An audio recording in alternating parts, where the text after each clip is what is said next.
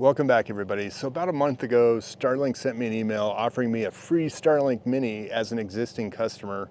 I've had residential service for about 3 years now.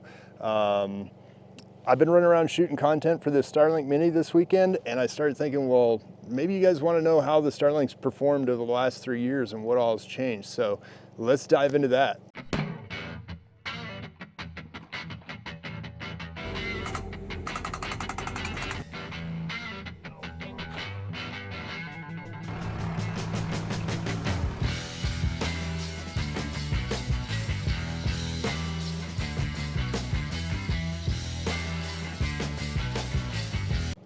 Back when we originally purchased the property, Starlink, satellite internet, none of that was even really top of my mind. So that was back in 2020. Starlink was kind of in its infancy. I didn't really even know anything about it at that point. But you know, we started coming out here. We're working on the property. We're staying in the trailer. And you know, we're kind of using our phones as a hotspot so that, you know, at night we can sit there and, you know, maybe watch some Netflix, even just making phone calls and stuff out here. But there was only a couple spots on the property where the phones actually worked, where we actually had service where we could do it. So I started kind of looking around to see what was available, and that's when I came across Starlink. Now, they had their little beta test program going at that time, and they were just getting ready to start launching, you know, the actual service for the, you know, more general public. And I did some research on it. Thought, hey, this could, you know, be the answer to what we need out here, because with work, I still need to be able to make and receive phone calls and, you know, entertainment purposes up at the property. You know, we've got Junior, he wants to watch some YouTube. You know, we're sitting there in the middle of the night trying to, you know, watch a show on TV or something. So it just kind of made sense to look into it. So I signed up. We waited about 6 months. I signed up I believe in 2021, like October, November-ish. And early 2022, February, March-ish, somewhere in there, we got our dish. We got the Starlink Gen 2 dish. So the Gen 1s used to be the round pizza-looking ones.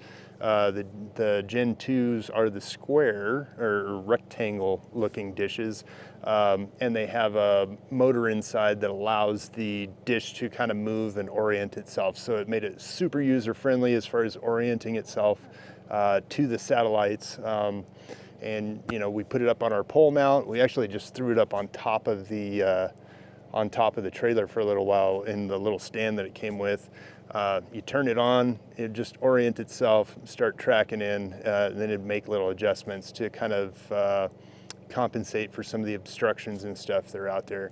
Now, the newer residential style dishes, the Gen 3s, they've gotten enough satellites up into the air that you don't need as much fine tuning as you did back in the day. You can literally just throw them out, and just like this Starlink Mini, you can pretty much just throw it out. You get it kind of oriented right, and then it'll just track in, and there's enough satellites up there that coverage is great.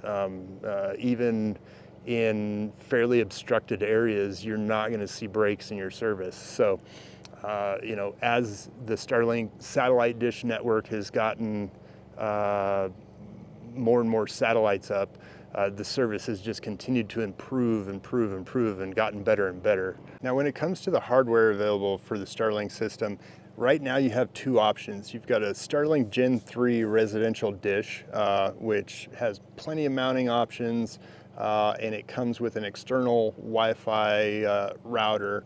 You don't have to use that. They sell some pieces so that you can run a different router if you don't want to use the regular Starlink router. This is our Starlink Gen 2 router. We used that when we first got the system, but we decided that we really needed a 12-volt option to run off of the solar panels that are on our trailer, so that when we weren't here, we could still leave the Starlink up and running and get our Wi-Fi security cameras, have access to those when we were down in the valley and wanted to check on the weather, see if anybody was up here messing around with anything. Starlink doesn't have a 12-volt kit per se, but there's plenty of third parties out there that have come up with some great solutions so that you can run the Gen 2 like ours, the Gen 3 off a 12-volt, 24-volt, whatever you want to do. You also have this Starlink Mini, which I've been super excited to get my hands on. You can see how small this thing is. A standard dish is about 2 times the size of this. And what you get is the Starlink dish, and this has the Wi-Fi router built into it. So literally, you've got a cable that plugs in back here, and you can run it off of a whole lot of different stuff. So you can get a car charger to be able to power it from your 12-volt cigarette lighter adapter. You've got some battery packs and stuff.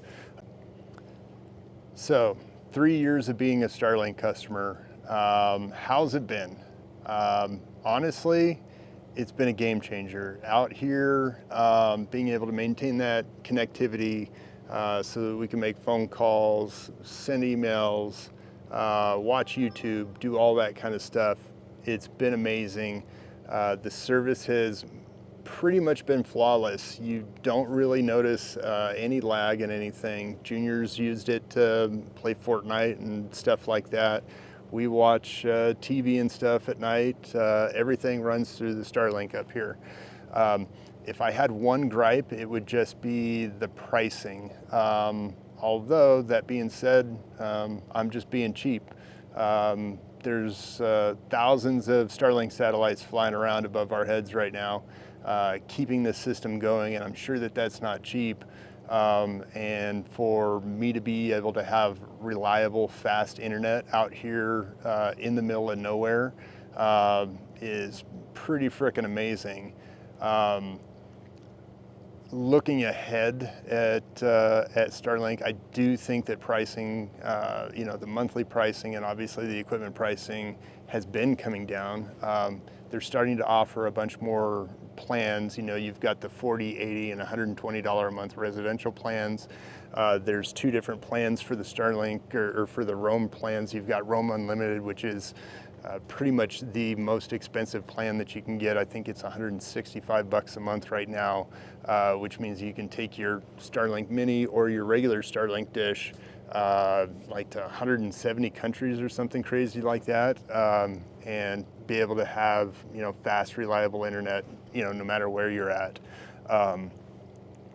So looking ahead, I'm assuming that, and I've seen the price of the hardware come down quite a bit, and with other competitors coming online, like Amazon's Project Leo, I think they're calling it Project Leo right now,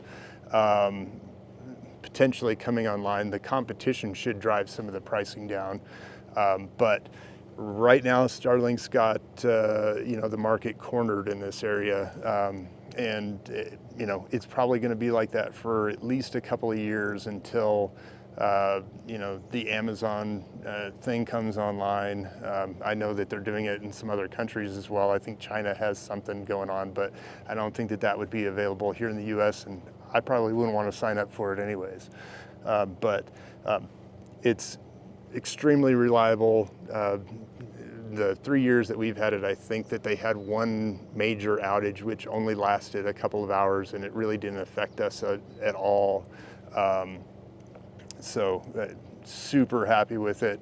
Really excited to have this Starlink Mini, and you'll have to check that video out too, because this thing is really cool for people living this lifestyle and doing this kind of stuff. So that's my rundown on 3 years of Starlink. Check out the video on the Starlink Mini because this thing is really cool, and we'll see you on the next video.